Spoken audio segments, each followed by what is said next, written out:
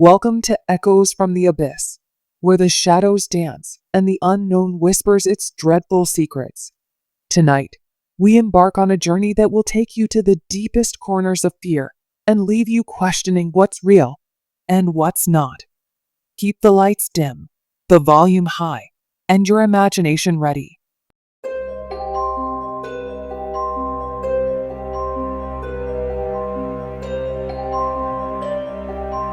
It started on a Wednesday. It was an ordinary day. The sun hung lazily in the sky, casting a gentle glow on the quiet suburban street where Michael and Sarah Davis lived. Life had been peaceful for them, predictable even. Michael, a history professor, spent his days lecturing about ancient civilizations, while Sarah, an artist, sought inspiration in the mundane, transforming the ordinary into vivid masterpieces. But on that day, the ordinary was about to crumble. Michael came home to find Sarah sitting at the kitchen table, her hands trembling as she held an envelope. There was no return address, no stamps, nothing but their names scrawled in a shaky, unfamiliar handwriting. She looked up at him, her eyes wide with unease. "Did you see who delivered this?" she asked. He shook his head. He hadn't. In fact, no one had been outside when he arrived. Without speaking, he took the envelope from her, feeling its weight, its ominous promise. He tore it open.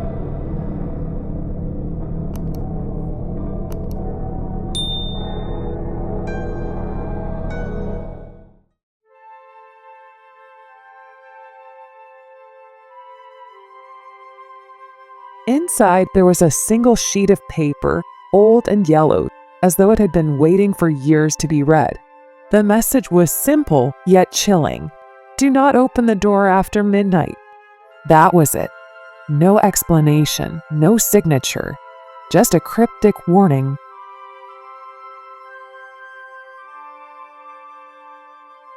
Sarah's unease grew, but Michael tried to calm her. "It's probably some prank," he said, brushing it off. But the warning clung to the air like a storm cloud, and as the sun set, a strange tension began to build in the house. The hours crept by. 10 p.m., 11 p.m. Finally, midnight came.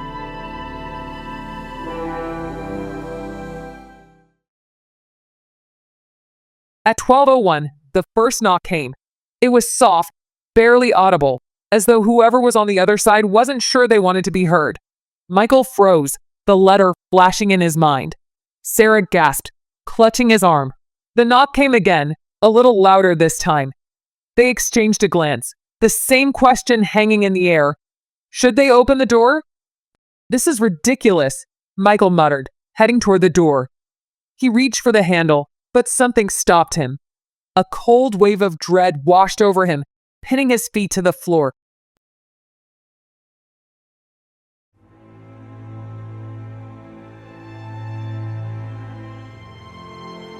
Michael stood there, his hand hovering over the doorknob, his heart pounding in his chest. Another knock. Louder now, more insistent. Sarah whispered his name, her voice trembling, and it broke his paralysis. He backed away from the door, his pulse racing. "Don't open it," she pleaded. "The letter." He didn't need convincing. Something was terribly wrong. But the knocking didn't stop. It continued, steady, relentless, as if whatever was outside wouldn't leave until it got what it wanted.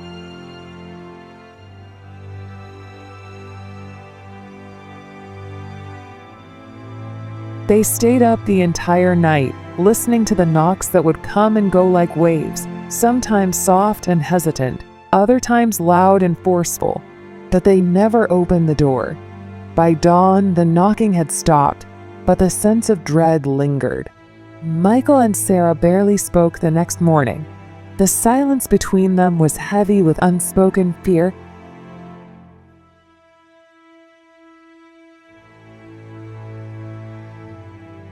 Days passed without incident.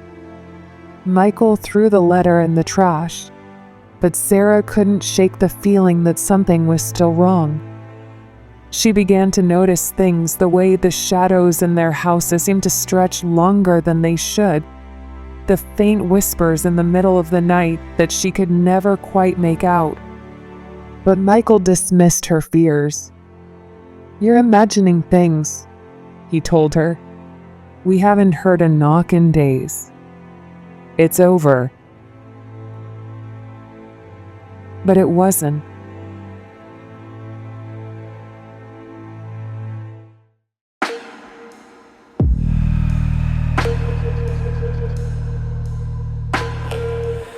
One night, exactly a week after the first letter, the knock returned. This time, it was different. It was louder, more aggressive, as if whoever or whatever was on the other side was done waiting. "I'm going to put an end to this," Michael growled, storming toward the door. Sarah tried to stop him, but he pulled away, fury burning in his eyes. He yanked open the door, and there stood a man. At least, he looked like a man.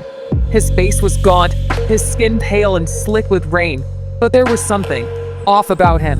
His eyes, for one. They were too dark, almost black, like two pits of nothingness. And the way he stood, too still, too silent. His clothes were old, tattered, as if he'd been walking through time itself.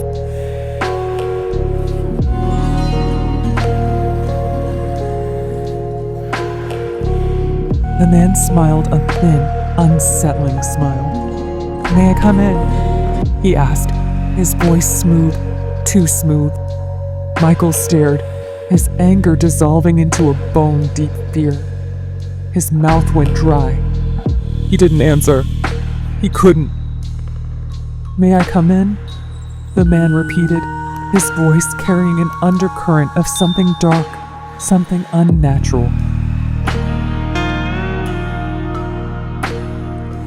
Michael slammed the door in the man's face, his heart hammering in his chest.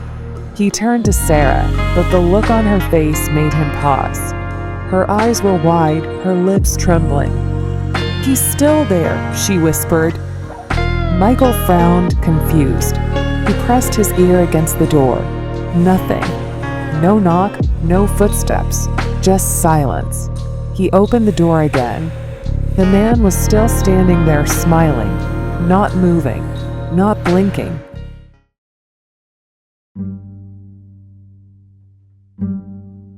Michael shut the door again, harder this time, locking it for good measure. He turned to Sarah, trying to calm her, but the fear in his own voice betrayed him. "We'll call the police," he said, grabbing his phone. But when he dialed, all he got was static. He tried again and again, but the result was the same. The man outside wasn't just standing there, he was interfering somehow, distorting reality itself. That night, neither of them slept. The knocking returned, louder than before, more insistent, but this time it came from everywhere: the walls, the windows, even the ceiling. The house itself seemed to tremble under the weight of it. And then, at 3 a.m., it stopped. Silence fell, heavy and unnatural. Michael looked at Sarah, his face pale, his eyes hollow. "I don't think he's going to leave," he whispered. The days that followed were a blur of fear and confusion. The knocking came every night, sometimes soft, sometimes like thunder. Michael and Sarah grew more paranoid, checking the doors and windows, locking and relocking everything. But it wasn't just the knocking that haunted them anymore, it was the dreams.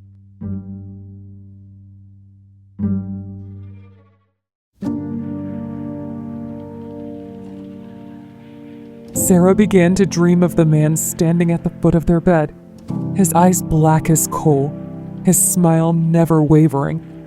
He would whisper to her in a language she couldn't understand, but the message was clear. He was coming for them. Michael's dreams were worse. He dreamed of the door, always the door. In his dreams, he would open it, and the man would be standing there, waiting. But in the dream, he couldn't close it. He couldn't stop the man from stepping inside. One night, after another sleepless evening, Michael snapped. He tore the house apart, looking for the letter, convinced that it held the key to ending this nightmare. "We should never have opened the door," he muttered to himself, pacing back and forth. "But we didn't," Sarah cried. "We didn't open it for him." Michael froze, staring at her, his face twisted with confusion, then horror. "Yes, we did," he whispered. "I let him in when I opened the door the first night. We invited him in."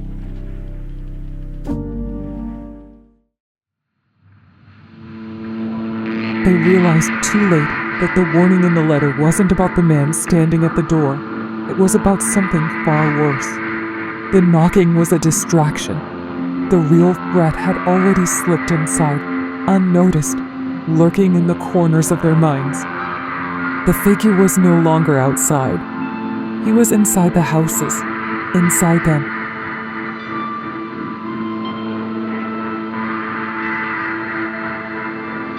On the final night, the knocking began again, but this time it wasn't coming from the door. It was coming from the walls, from the floor, from inside their very bones. Michael and Sarah huddled together, their backs against the door, trembling in fear. They knew what was coming. They could feel it. And then, as the clock struck midnight, the door swung open by itself.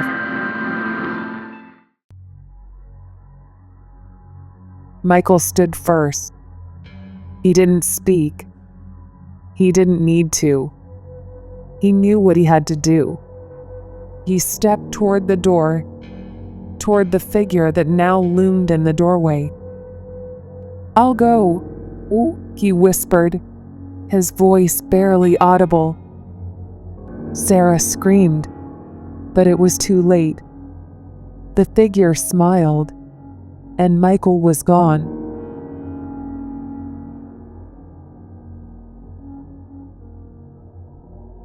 The house fell silent once more.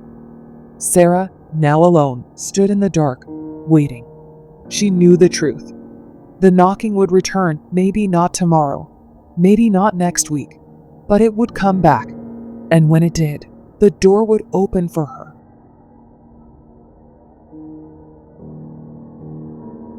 Thank you for joining us on this harrowing journey into the unknown. Remember, when the knocking comes, think twice before you open the door. Some things, once invited in, never leave. Until next time, sleep well, if you can.